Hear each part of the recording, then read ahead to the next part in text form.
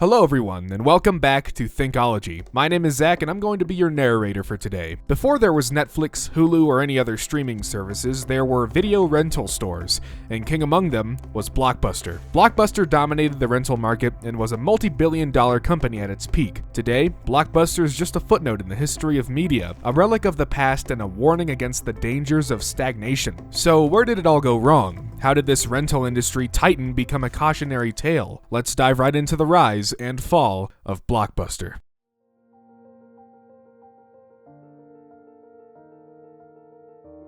David Cook was a software developer who wanted to use his skills to develop programs for the oil and gas industry in Texas. But in 1985, the industry tanked as a result of a massive surplus of oil, once described as an oil glut by the New York Times. David's company failed during this crash, but his time spent working on large databases didn't go to waste. David's wife, Sandy, was interested in breaking into the video business, so David used funds he made from selling his software company to purchase a franchise video store in Dallas called VideoWorks. But there was a problem with VideoWorks. Sandy Cook had designed the interior of the store in a striking blue and yellow motif, but because it was a franchise store, VideoWorks wouldn't allow the Cooks to decorate how they wanted to. David quickly decided to abandon the franchise and open up his own independent store, calling it Blockbuster Video. David used his background in computer engineering to concoct an analytical approach for running his rental business. Other video stores kept their movies locked up behind the checkout counter, but Cook stocked the shelves of Blockbuster with all the latest and most popular releases. This method allowed customers to browse at their own leisure instead of having to tell a clerk exactly what they wanted. The first Blockbuster store was outfitted with over 8,000 VHS tapes when it opened,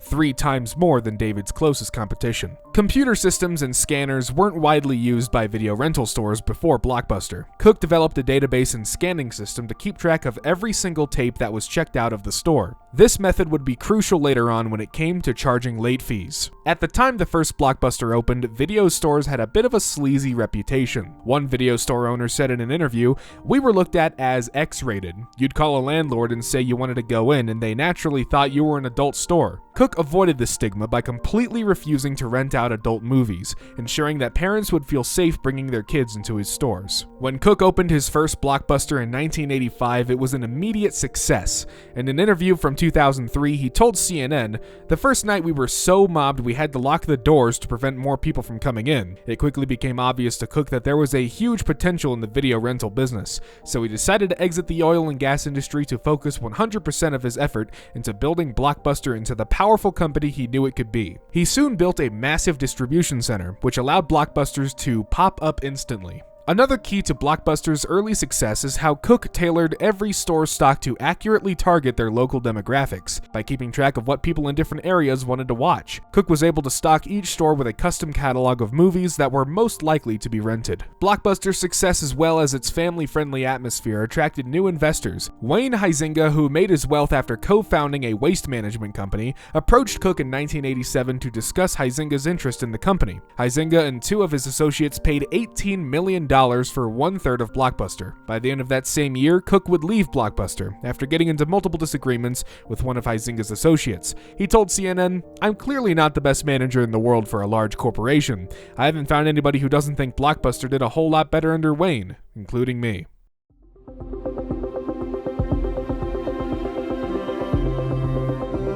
Blockbuster was already on track to become a successful company, but under Huizenga's management, it exploded in popularity. To understand why Huizenga was able to turn Blockbuster into the market-dominating force it would become, we first have to understand where his influence came from: McDonald's. Well, not McDonald's specifically, but the man who turned McDonald's from a family-owned restaurant into the multi-billion-dollar fast food titan we know today. That man was Ray Kroc. In the 1940s, Kroc was a traveling blender salesman. One day he went to a restaurant owned by the McDonald brothers, who were already using 8 of the blenders he sold in their burger joint. After seeing the efficient assembly line method of food preparation the brothers used, Kroc made a deal with them to start franchising new McDonald's locations. Kroc eventually bought the entire business from the brothers in 1961. By opening up thousands of McDonald's across the world, Kroc was able to take over the fast food industry in an amazingly short amount of time. By 1984, there were already 7,500 McDonald's in operation, and as of 2020, there are now nearly 40,000 of them around the globe. Huizenga wanted Blockbuster to have the same ubiquity equity in the video rental market that McDonald's had in the fast food industry. To accomplish this goal, he began aggressively expanding the business much in the same way Kroc approached McDonald's, licensing new stores to franchisees. By 1994, there were already several thousand Blockbusters open in America, with annual sales over $2 billion. Beyond opening up new stores to expand Blockbuster, Huizinga and his crew started buying out their competition. One major purchase that helped them monopolize the rental space was that of the Baltimore-based company Errol's. At the time in 1990, Errol's was one of Blockbuster's biggest competitors with over 200 stores spread across 5 states. 200 locations may not sound like much compared to what Blockbuster would become, but in 1990, Errol's was the third largest chain of video stores in the US. Like every company that begins to look like a monopoly, Blockbuster started drawing controversy over its rapid expansion. After the purchase of Errol's, Maryland Attorney General J. Joseph Curran said that Blockbuster's takeover of the company might not be good news for consumers, so we are going to take a long, hard look at it and see whether it reasonably restricts competition. Ultimately, Blockbuster avoided being labeled as a monopoly and broke up. But its effect on the rental market was still criticized. An analyst wrote in 1990, "Mom-and-pop stores, which make up 2/3 of all specialty video outlets, dominate the industry but cannot compete against the superstores of the world. The days of these entrepreneurs are numbered as Blockbuster continues to gain market share."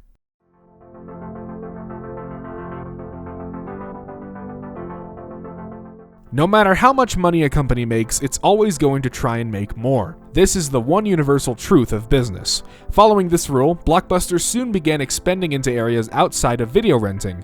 But before we jump into that, please enjoy this digression about Blockbuster's brief legal spat with Nintendo. Movies weren't the only things you could pick up on your weekend trip to Blockbuster back in the day. They also rented out video games, so you could try them out without your parents having to shell out full price for the latest Super Nintendo titles. Speaking of which, Nintendo hated the idea of people being able to rent their games so much that they tried to sue Blockbuster over the practice. Luckily for Blockbuster and its customers, the House Judiciary Committee decided that video game rentals were perfectly legal. So Nintendo had to settle for suing Blockbuster for photocopying instruction manuals for their games. Oh yeah, that's another thing. Back then you couldn't just Google how to beat a game you were stuck on. You had to open up an actual book that would tell you what to do. Crazy, I know. Alright, back to the topic at hand. Huizinga wanted to expand Blockbuster into new areas of business, and in 1992, he decided to get into the music market. Blockbuster purchased 236 stores from Sound Warehouse and Music Plus in a deal valued at over $500 million. Check out this hilariously quaint excerpt from a New York Times article written when the deal was announced. The stores, which now carry music and also rent videos, will also probably carry computer game software. Some Blockbuster stores already rent Philips CDI players, which play discs containing music and pictures. But alas, this endeavor would turn out to be nothing but a headache for Blockbuster. The music wing of the empire would be sold just 6 years later in 1998. It was intended to be the future of the company, but in the end, Blockbuster had to sell it to Warehouse Entertainment for a paltry $115 million. Blockbuster decided to axe the music business after it lost over $70 million in 1997 alone. An industry analyst explained why Blockbuster failed in the music business and had to sell for so low. Blockbuster Entertainment concentrated primarily on its video business and never really had a feel for the music business. Considering the problems, this was probably the best deal Viacom could get. Getting into the music retail business probably seemed like a natural progression for Blockbuster at the time, but they also explored some wackier ideas. The craziest and most unexpected of these projects was the idea of building a 2,500-acre theme park and sports complex in Florida. The project was nicknamed Wayne's World after Wayne Huizinga, and the planned amenities included corporate offices, a movie studio, golf course, tennis courts, and stadiums for his professional sports team to play at. And no, that's not a typo. I said professional sports teams, not team. Most obscenely rich people stick to owning one massive sports franchise max. Think of Mark Cuban and his Dallas Mavericks, but Huizinga took it a step further. 2 steps actually. He owned 3 teams, one each in the MLB, NHL, and NFL, just for diversity I suppose. At the same time Wayne's World was being planned, he actually met with the owners of the Miami Heat to discuss a purchase. Huizinga was collecting sports franchises like Thanos collected Infinity Stones. The Blockbuster Park would have been an unprecedented project, with Blockbuster basically having government-style control over the land. A Washington Post article from 1994 begins with saying, "Going boldly where no entertainment entertainment mogul has gone before, video rental magnate and sports franchise czar H. Wayne Huizinga now owns his own government. Over opposition from environmentalists and local landowners, Huizinga and lobbyists for Blockbuster Entertainment Corporation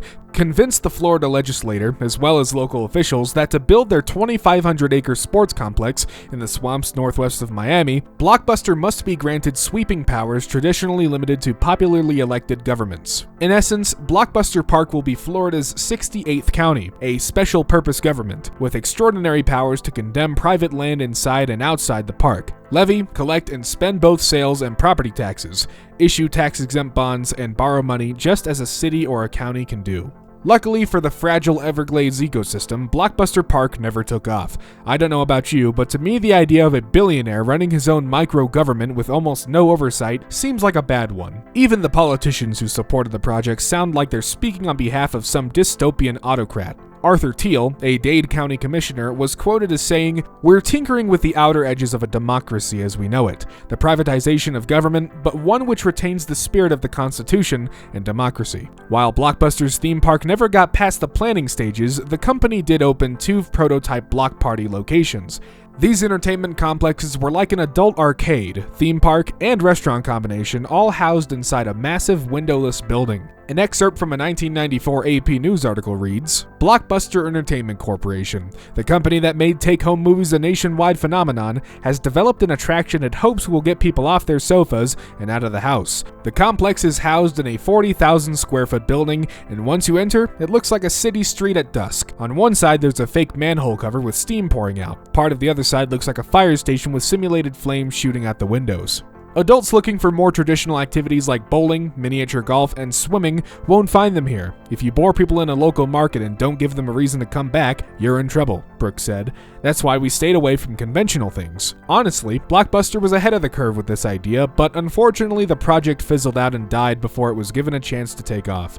Barcades have exploded in popularity over the past few years, but Blockbuster isn't even around anymore to seize the opportunity. Sometimes it pays to innovate, and sometimes you're just too ahead of your time. Regardless, some of these experiments were failures. Blockbuster's rental business was still booming, though that too would change very quickly.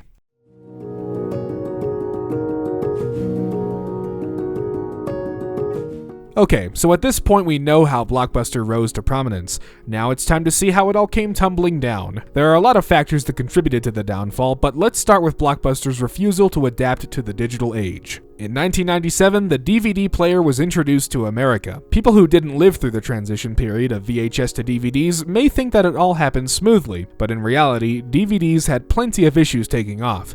A 1998 article detailing the first year of DVDs in America noted some of the troubles the new medium faced. An excerpt reads, "Although DVD's creation and birth have been protracted and traumatic, they have also been subjected to far more public scrutiny than the early years of its progenitors.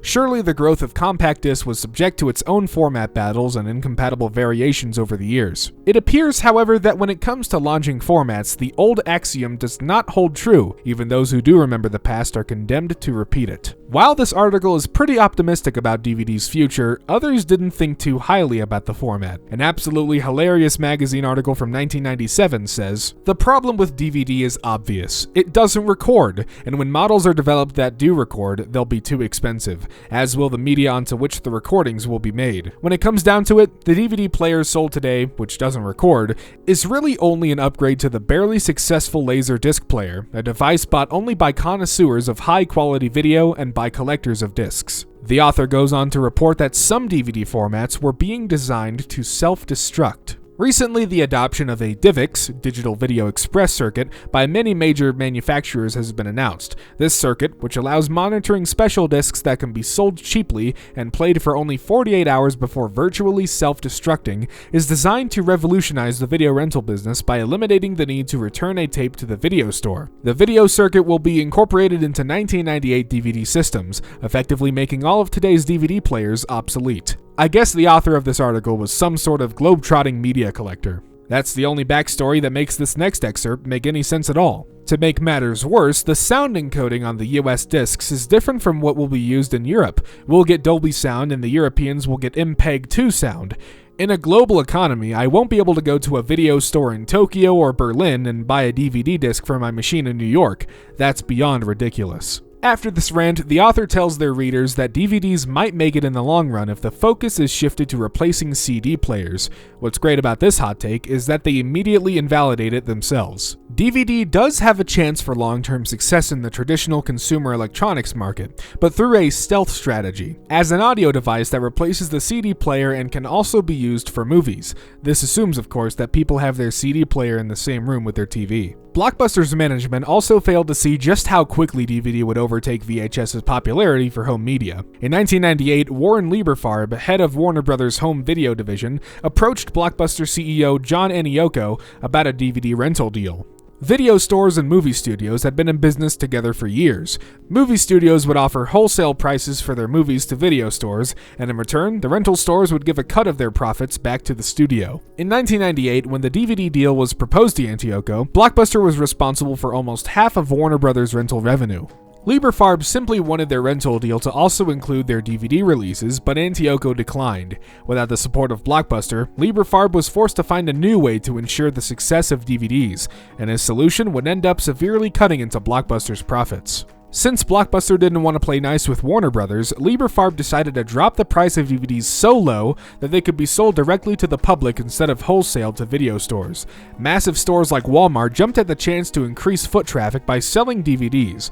This was a seismic shift in the home media industry. Instead of making a separate trip to a dedicated video store, consumers could pick out new movies in the same place they went grocery shopping. In just a few short years, Walmart took over Blockbuster as the biggest source of home media revenue for Warner Bros. Not adapting to DVDs was obviously a huge misstep for the company. After a blunder like that, you might think the higher-ups would be on the lookout for new ways the home media landscape was changing. However, Blockbuster's management was about to make an even bigger mistake. We mentioned earlier how much money Blockbuster made from collecting late fees for overdue rentals. 16%, or $800 million of the company's revenue, came from these fees alone. Obviously, this was a great source of income and all, but these fees would turn out to be one of the major causes of Blockbuster's downfall. One customer in particular was so irritated with the policy that he went on to create his own video company, which he named Netflix. That's right, Netflix, aka the company that killed Blockbuster, was started after its soon-to-be CEO Reed Hastings was charged $40 for a late fee. Hastings told Fortune magazine in 2009, "The genesis of Netflix came in 1997 when I got this late fee, about $40 for Apollo 13. I remember the fee because I was embarrassed about it. That was back in the VHS days, and it got me thinking that there's a bigger market out there." Reed started Netflix in 1997, and 3 years later, he approached Blockbuster to discuss a buyout for $50 million.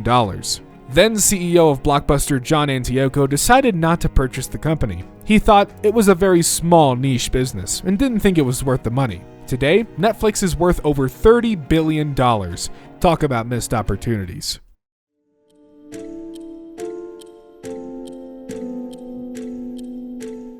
Even though Blockbuster chose not to purchase Netflix, that didn't mean they weren't interested in exploring new ways they could reach customers. The company partnered with energy giant Enron in 2007 to create a video-on-demand service. Both Blockbuster and Enron believe this would turn into a massive success. An excerpt from a Forbes article from 2000 reads, "Both companies expect to generate significant revenue. The in-home entertainment industry is huge, predicted by analysts to reach $20 billion this year. We think this service will help expand the pie. Consumption of entertainment has gone up every year," says Steve Panelik, Senior Vice President of Strategic Planning at Blockbuster. What's more, the deal solves some of the problems of Blockbuster's brick-and-mortar stores. For example, with an internet-based movie-on-demand service, the store will never lose a sale because of rented or out-of-stock movies. Nevertheless, what was supposed to be a 20-year endeavor for the two companies ended after just 8 months. The Wall Street Journal detailed why the deal fell apart. The much-heralded relationship between energy giant Enron and video rental chain Blockbuster was struck just 8 months ago, and it was expected to be the jumping-off point for offering a variety of entertainment options, including movies, games, and music, to home users. The agreement's termination appeared acrimonious, with each company blaming the other for problems and each claiming it was the one that walked away. Enron said Blockbuster was slow to make deals with the Hollywood studios that would provide movies to be shown on the service. Indeed, Blockbuster had secured agreements with just 2 major studios, Vivendi Universal SA's Universal Pictures and Metro-Goldwyn-Mayer Inc. That frustrated Enron, which said it wanted to roll out the service on an accelerated basis by the end of the year.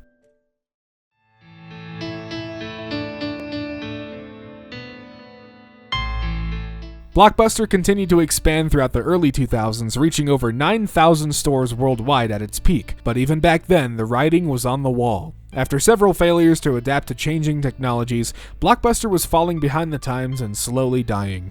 A Slate article from 2006 shows exactly what people thought about Blockbuster at the time. Blockbuster can reinvent its store business, adding new products such as popcorn, candy, and video games, and clone a Netflix-like subscription business, but it still has the albatross of the huge monthly rent payments from its stores weighing it down. Even if it could manage to slip out of these leases, it would still have to contend with Hollywood's move to deliver its movies into homes and iPods via video on demand. Offering movies that could be downloaded directly by couch potatoes, as I previously pointed out, is the holy grail for Hollywood, since it both cuts out middlemen like Blockbuster and leaves studios in control over their own products. As far as the studios are concerned, other than collecting the money that Blockbuster owes them for past movies, the video chain has little relevance to their future. Viacom perspicuously divorced itself from Blockbuster by spinning it off to its shareholders, and as one Viacom executive told me, Blockbuster will certainly not survive and it will not be missed. It is another zombie in Hollywood. Harsh words for sure, but they obviously knew what they were talking about. By 2010, the company was rapidly approaching the end of the line, with only 3,450 stores operating in the US.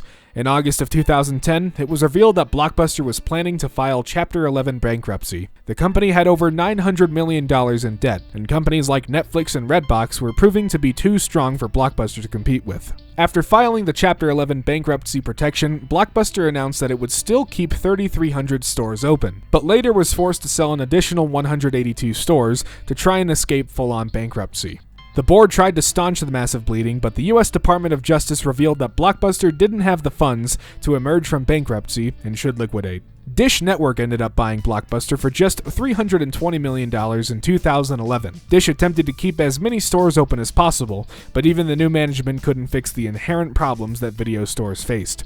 Streaming and rental kiosks were simply too convenient to compete with, and Blockbuster never adapted in time to make a difference. In 2013, it was announced that the last 300 Blockbusters would close their doors for good.